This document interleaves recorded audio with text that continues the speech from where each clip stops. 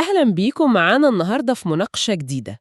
أهلا بيكي وبكل اللي بيسمعونا. النهاردة موضوعنا عن فكرة يمكن سمعنا عنها كتير، السماح بالرحيل أو letting go، خصوصاً زي ما طرحها دكتور ديفيد هوكنز. بالظبط. وفي كمان شرح لفكرة خريطة الوعي بتاعته، ودي عليها كلام كتير. تمام.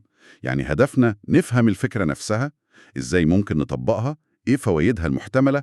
طب خلينا نبدأ كده.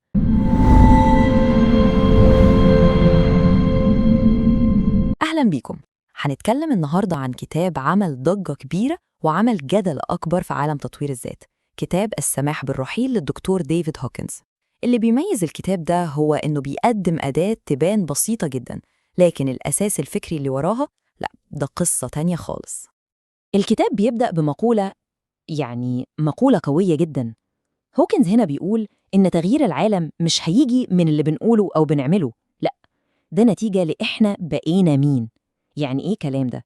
يعني التغيير الحقيقي بيبدأ من جوه، من تحولنا إحنا كبشر. طيب هوكنز بيبدأ من إيه؟ بيبدأ من مشكلة كلنا حاسين بيها، الشنط التقيلة اللي كل واحد فينا شايلها، الأعباء العاطفية بتاعتنا.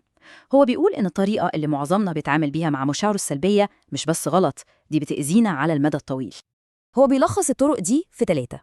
أول حاجة الكبت، سواء بوعي أو من غير وعي بندفن المشاعر دي جوانا وخلاص. تاني طريقة التعبير، بس مش التعبير الصحي، لا، ده الانفجار، الزعيق والغضب اللي بنطلعه على الناس. وطريقة التالتة الهروب، نهرب في الشغل، في الأكل، في أي حاجة تلهينا عن اللي بنحس بيه. والمشكلة زي ما هوكنز بيقول إن كل ده مجرد مسكنات، المشكلة الأصلية لسه موجودة جوه وبتسمنا بالبطيء. وهنا بقى بيجي الحل اللي بيقترحه هوكنز، طريق رابع خالص بيسميه مسار التسليم. الفكرة هنا عكس كل اللي فات، بدل ما نحارب الشعور أو نهرب منه، لا، إحنا بنستسلم له تماماً، بنسمح له يكون موجود، نحس بيه من غير أي مقاومة أو حكم لحد ما هو بنفسه يستهلك طاقته ويرحل. طيب إزاي نعمل كده عملياً؟ الخطوات في حد ذاتها بسيطة جداً. أول حاجة الوعي، مجرد إن الواحد يلاحظ الشعور ويعترف بيه من غير ما يحكم عليه. بعدين الخطوة التانية نحس بيه، نسمح للشعور ده يغمرنا بالكامل من غير ما نقاومه. ثالث حاجة نركز على الإحساس الجسدي اللي بيجي مع الشعور ده، يمكن وجع في المعدة أو خنقة في الزور. ورابعاً لما نحس إننا جاهزين ناخد قرار واعي، خلاص أنا بسمح للشعور ده بالرحيل. وطبعاً العملية دي محتاجة تكرار، كل ما يرجع الشعور نكرر نفس الخطوات لحد ما يختفي خالص. لحد هنا الكلام جميل ومنطقي جداً، لكن التقنية البسيطة دي مجرد قمة جبل الجليد. الأساس اللي هوكنز بنى عليه كل ده هو اللي بيبدأ يثير الجدل بشكل كبير. هوكنز بيدعي إن كل شيء في الكون، أي شيء له تردد طاقي أو ذبذبة ممكن نقيسها. مش بس كده، لا، ده بيقول إن كل المشاعر الإنسانية ليها رقم محدد على مقياس لوغاريتمي من 1 ل1000. يعني المقياس ده مش بيزيد 1 2 3، لا، ده بيقفز قفزات هائلة.